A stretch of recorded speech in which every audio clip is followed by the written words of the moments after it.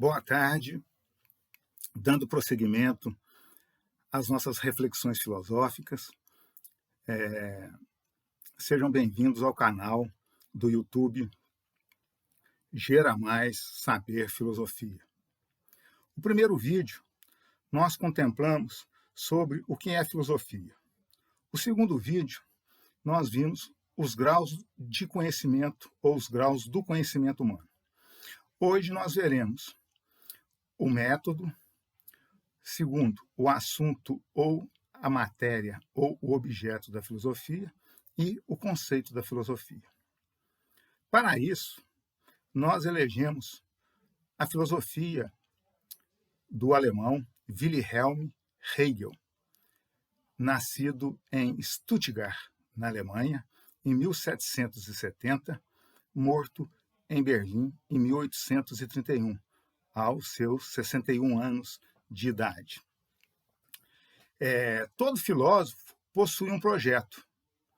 Hegel quis saber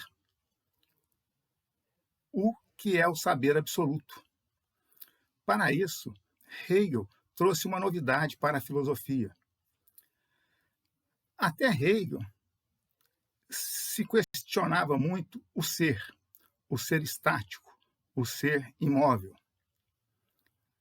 o ser de Parmênides.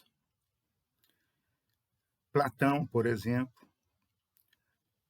Mas Hegel vai ser inovador e original porque ele vai trazer o movimento, algo que até então ninguém ainda havia pensado. E ao trazer o movimento, ele vai criar o seu sistema filosófico na história. Então, Hegel vai buscar as profundezas da história, o conhecimento mais elementar, vamos assim dizer, o conhecimento ou o saber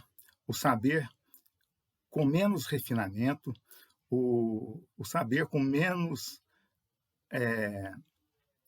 apurações, até chegar ao saber absoluto, que é o seu tempo, que é o tempo do filósofo Hegel, que é saber que sabe que é livre. Para isso, então, Hegel escreveu uma obra para mostrar toda essa trajetória do espírito. A obra que Hegel escreveu é Fenomenologia do Espírito, Wilhelm Hegel. Então, Hegel partiu do método dialético. A dialética é composta por 3 momentos. É uma lógica trinária, não uma lógica binária. A dialética possui afirmação, primeiro momento, segundo momento, oposição ou negação, e terceiro momento, negação da negação, para uma síntese e uma nova afirmação, e assim começa o processo novamente. Desse modo, didaticamente, eu trouxe aqui para mostrar mais ou menos o que seria o todo e as partes e a razão dialética ou a universalidade dinâmica em Hegel. Hegel, então, ao partir da humanidade com o seu saber mais rudimentar, com o seu saber mais elementar, ele foi fazendo, então, a investigação das figuras históricas. E Hegel compreendeu, Hegel pensou, que cada figura histórica dessa, até chegar ao seu tempo, que é o tempo da Revolução Francesa, Hegel entendeu que cada figura histórica já traz dentro de si a própria negação. Então, todo o sistema hegeliano é um sistema de afirmação, negação ou oposição, e, terceiro momento, negação da oposição anterior para se fazer uma síntese e o processo reinicia. Para Hegel, então, a verdade está no todo. Qual que é o todo? Todo o processo histórico.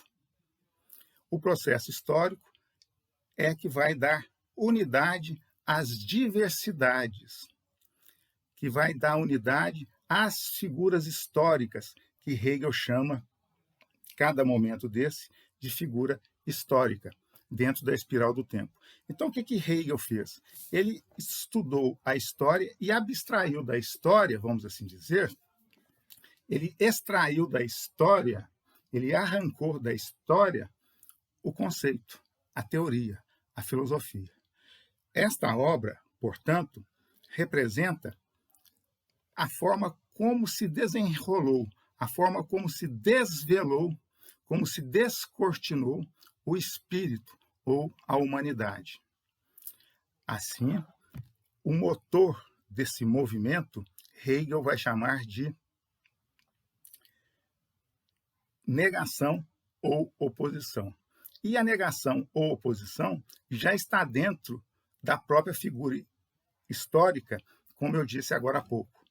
Ora, se já há a negação dentro da própria figura histórica, então significa que tudo está fadado ao devir, ao movimento e ao perecimento. Tudo vai se esvaindo. Ao mesmo tempo que já deixou de ser. Para Hegel, portanto, a morte significa vida, renovação, porque os processos vão se encadeando, se entrelaçando dialeticamente, através de uma afirmação, de uma oposição e de uma negação da oposição anterior para uma nova afirmação. Então, cada figura histórica, conforme eu disse, traz em si dialeticamente, possui dentro de si a negação ou as oposições que produzem as próprias diferenças internas destas figuras históricas. Todos os passos dados são fundamentais e todos os passos são suprassumidos. Suprassunção, ou seja, você ultrapassa o momento histórico, mas conserva o momento histórico. Ultrapassa, mas conserva o momento histórico. Ultrapassando, conservando, ultrapassando, conservando. E nada é desperdiçado na dialética hegeliana. Portanto, já temos aqui o método da filosofia de estudo, que é o dialético. Qual que é a matéria, o objeto ou o assunto da filosofia? No caso, a unidade e a diversidade, o todo. Qual que é o todo para Hegel? O processo histórico, que é racional. Porque se o processo histórico é racional, se o processo histórico é fruto de uma lógica dialética, então a história possui sentido. A história não é um amontoado de casos que vão se dando aleatoriamente ao acaso. Absolutamente. Existe um sentido na história. Portanto, Hegel vai fazendo a suprassunção desses movimentos, saindo da certeza sensível, passando pela percepção, entendimento, a dialética do senhor e do escravo, até o seu tempo existencial, que é a Revolução Francesa. Portanto, Hegel vai chamar o ponto de chegada como saber absoluto. O que é o saber absoluto para Hegel? Saber que sabe que é livre. Mas, para saber que sabe que é livre, o homem teve que passar por esse calvário, vamos assim dizer, não é?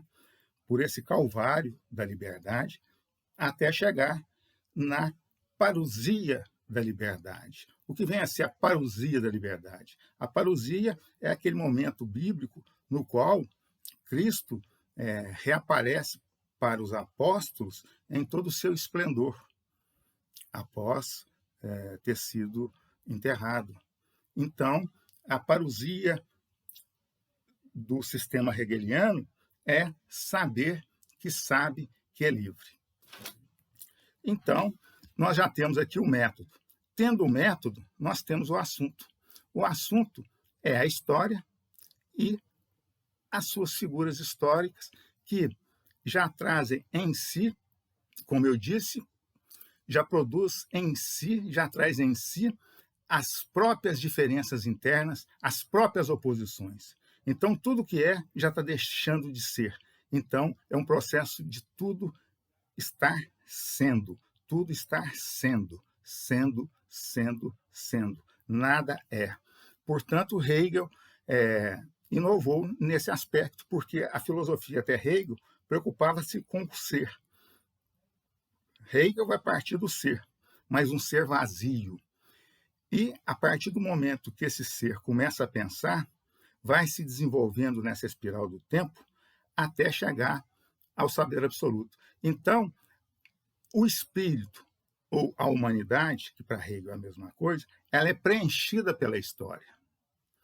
E se ela é preenchida pela história, a história possui sentido.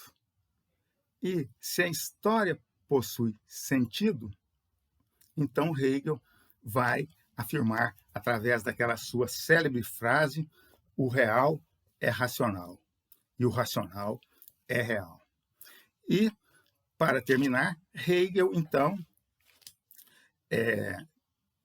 detentor do tema que em filosofia é chamado de idealismo absoluto, porque é a ideia, é o conhecimento do homem que vai produzindo isso tudo, ou seja, a humanidade como um todo.